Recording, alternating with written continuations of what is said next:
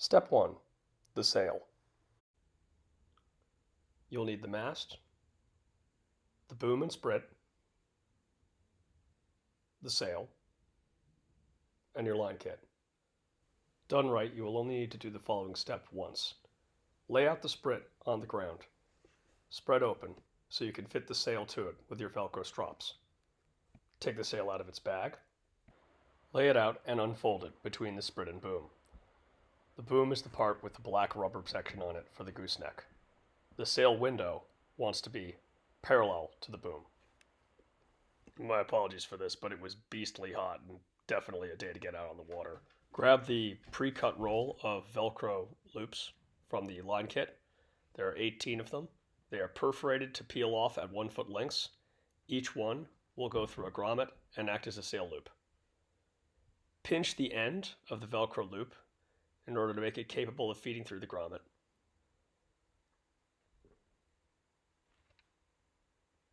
Loosely lap it over itself and Velcro it shut to make a sail tie.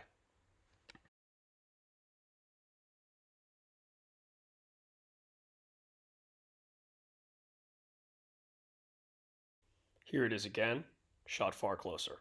Peel, pinch, feed, loop, and fold. Repeat this process on all grommets that are not on corners.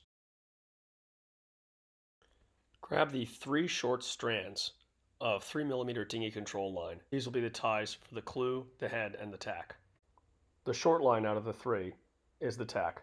Feed it between the 2 spectral lines that connect the sprit and the boom together. Feed it through the grommet at the tack. Tighten and secure with a square knot.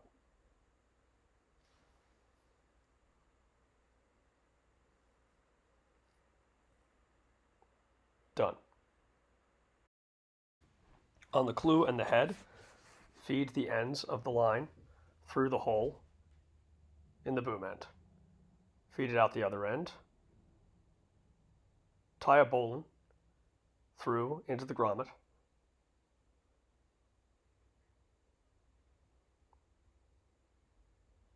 Feed the end of the tie through the feeder, through the grommet. Apply tension to make it snug, and then secure by pinching the tail and hitching it over the tie.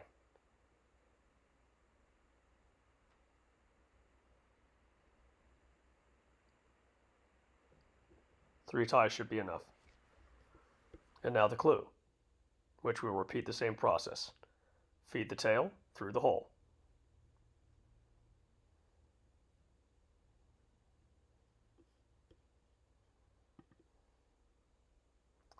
Feed it back over its return. Tie a bowline in the grommet.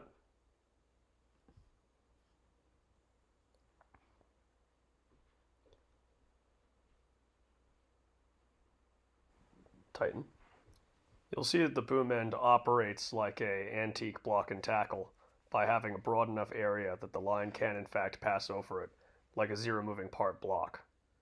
In that angle you can see how it is flowing through the part rather than simply going around a tab, which is better for durability and use.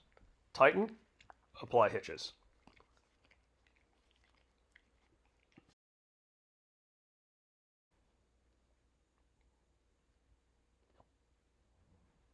Done.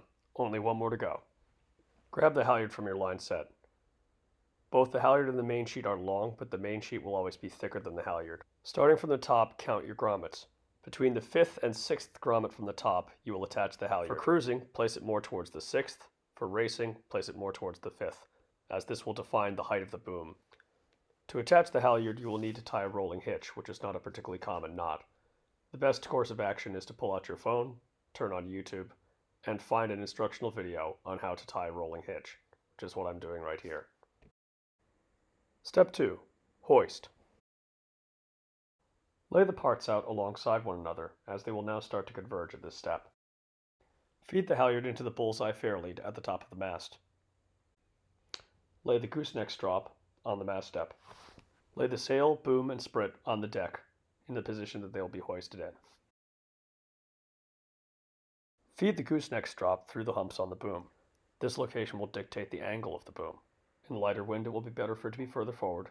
In heavier wind, it will be better for it to be further back. Feed the mast tube through the two loops made by the belt of the gooseneck. Let it go all the way down into the mast step. Feed the halyard through the bullseye that does not have the boom on the same side as it, so the opposite side as the boom. Feed it through the V-cleat in the spray rail on the same side. Feed the system through. Apply final tension by pulling the line upwards between the bullseye and the cleat, and make sure the cleat is secure. For additional tension, you can add a step. Apply a trucker hitch to the halyard 1.5 feet above the deck. Then before going to the V-cleat, feed the halyard back up through the trucker hitch, and then through the bullseye again. This creates a primitive purchase system.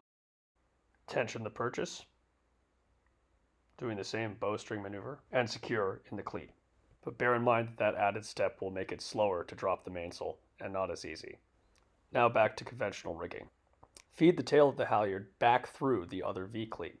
You will now use this as what's called a downhaul, but in fact in a lateen, it essentially operates as a vang, because it pulls the boom down after the tack. Feed the tail up through the bullseye. Pass it through the inside of the bottom belt and over the top of the other two members of the top belt. Your objective is to create a cinching device, which will cinch the top down and not cinch the bottom. As you can see, the tail is feeding up between the bottom two and up over the top two. Now feed that piece back and tie a bowline around the bullseye.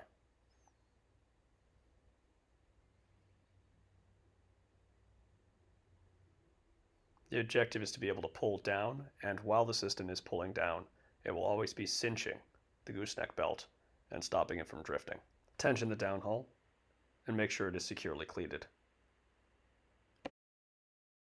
Step 3. Rudder. The rocket rudder head system is designed for a greater degree of simplicity and durability, so the pintle is not secured with a spring, but instead with two very strong split rings at either end. One will need to be detached to free the pintle. Pull the pintle out.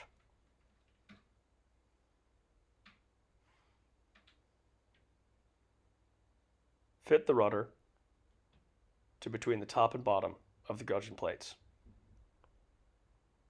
Slide the pintle through.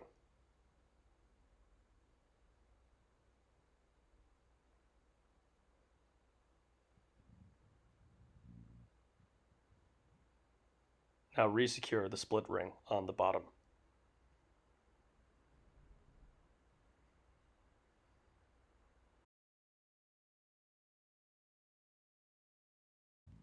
"2023 rockets are equipped with a bridle at the stern.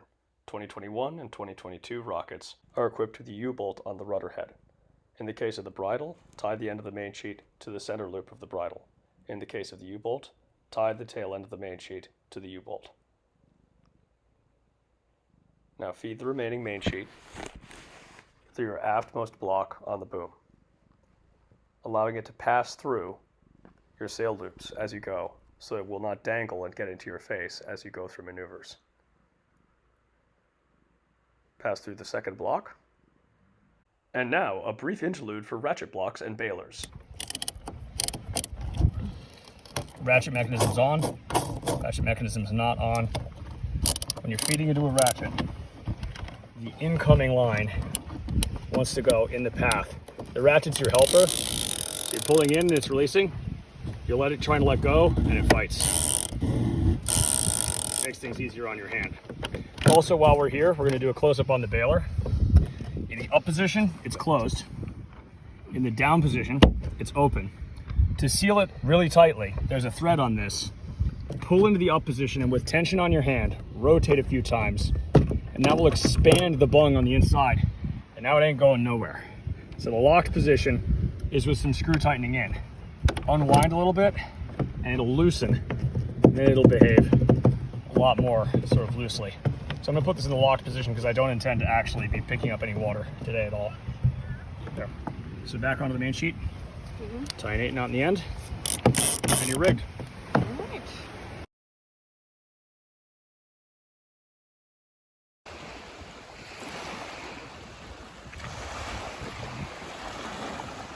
Oh, watch out for the wheel.